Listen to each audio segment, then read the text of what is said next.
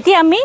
warrior 3 বিষয়ে যাম so last ভিডিওত আমি warrior 1 and 2 ডিসকাস কৰিছিলো এলাইন কৰিছিলো কেনেকৈ কৰা হয় এতিয়া warrior 3 warrior 1 আৰু 2 বেসিক্যালি বেছি ষ্ট্ৰেংথৰ ওপৰত আছিল আপোনাৰ লেগ ষ্ট্ৰেংথৰ ওপৰত আৰু আপোনাৰ soldier বা hands এইবিলাক ষ্ট্ৰেংথৰ ওপৰত কাম কৰিছে but warrior 3 আপোনাৰ more about balancing more about your core so আপোনাৰ at the same time ষ্ট্ৰেংথৰ লগত আপোনাৰ বেলেন্স আৰু ফোকাস বহুত বেছি necessary warrior 3 okay now let's start the pose first আপুনি মেথড সমাস্থিত হ'ব বডি যাতে গোটেইখিনি weight equally দুইখন ভৰিৰ ওপৰত পৰে okay now keep your both legs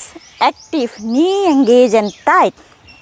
core again tight কৰি ৰাখিব so সবতে maximum tight আপুনি align প্ৰথমতে standing posture alignment to check কৰিব এটো যদি alignment properly start কৰে আপোনাৰ বাকি rest of the posture align কৰিব কাৰণে easy হয় তো ইয়াৰ পিছত first start with your right leg up কৰিব এনেকে straight engage your core okay now hip joint fix ৰাখিব ইয়াৰ পৰা লাহে forward body to আগলৈ lean ভৰিখন আমি পিছলৈ extend কৰিম then go forward and হাত দুটা initially ইয়াত join কৰি ৰাখিব পাৰো বা extend কৰিব পাৰো so ইয়াত join কৰি যদি ৰাখো go forward go down straight and hold the position check your hip joint যাতে square হৈ থাকে বেকা হৈ না থাকে straight up and join হাত to আগলৈ position 1 2 3 4 5 down so বহুত বাৰ যেতিয়া আপোনাৰ ডিফিকাল্ট লাগে লাইলি তলৰ ভৰিখনৰ নিটো বেন্ড কৰিব পাৰে হাতটো ওচৰত ৰাখিব পাৰে বা কঁকালত ধৰি ৰাখিব পাৰে ইনিশিয়াল প্ৰেক্টিছত নি বেন্ড এনেকৈ ষ্টাৰ্ট কৰিব ঠিক আছে বা কিবা এটা বেলেন্সত এনেকৈ ধৰি ৰাখিব তাৰপিছত প্ৰেক্টিছ কৰিব উল্টা সাইডেও তেনেকৈ প্ৰেক্টিছ কৰিব পাৰে সাপোজ হু ভৰিখন থৈছে ষ্ট্ৰেইট কৰি ৰাখক হু ভৰিখন tightly body straight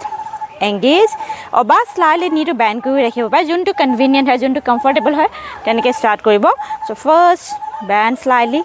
back leg straight move forward a little bit forward extend লাহে knee straight কৰিব পাৰে otherwise bend কৰি ৰাখিব পাৰে ইমানখিনি লহাৰ পিছত যেতিয়া কমফৰ্টেবল হ'ব hold initially আতে hold কৰি অলপ সময় ট্ৰাই কৰিব বা কিবা এটা ধৰি প্ৰেক্টিছ কৰিব then তাৰ পৰা again up যেতিয়া balance comfortably feel কৰিব focus at a point তে থাকিব up extend your legs okay extend it legs hands extend hold it 1 2 3 4 and up relax okay so regular practice কৰিব most importantly যিকোনো balancing পশ্চাৰ সবতকৈ important বস্তুটো হৈছে আপোনাৰ ফোকাস সো যেতিয়া পশ্চাৰটো কৰিব ধৰিব সেইখিনি সময়ত আপোনাৰ ফোকাস হয় আপুনি নিজৰ ব্ৰিথিংৰ ওপৰত ৰাখিব ব্ৰিথিং কন্টিনিউয়াস ব্ৰেথ যেটো ব্ৰেথ আপুনি নিজে ভালকৈ শুনা পায় আদাৰৱাইজ সন্মুখত এটা পইণ্ট বাছি ল'ব তাত ফোকাস কৰিব যদি সন্মুখত কোনো পইণ্ট নাই দেন ভিজুৱেলাইজ এ পইণ্ট সন্মুখত এটা পইণ্ট ভিজুৱেলাইজ কৰিব নিজে বনাই ল'ব ইমেজিন কৰি সেইটোকে কন্টিনিউয়াস চাবলৈ ট্ৰাই কৰিব সো তেনেকৈ ফোকাস বিল্ড হয় সো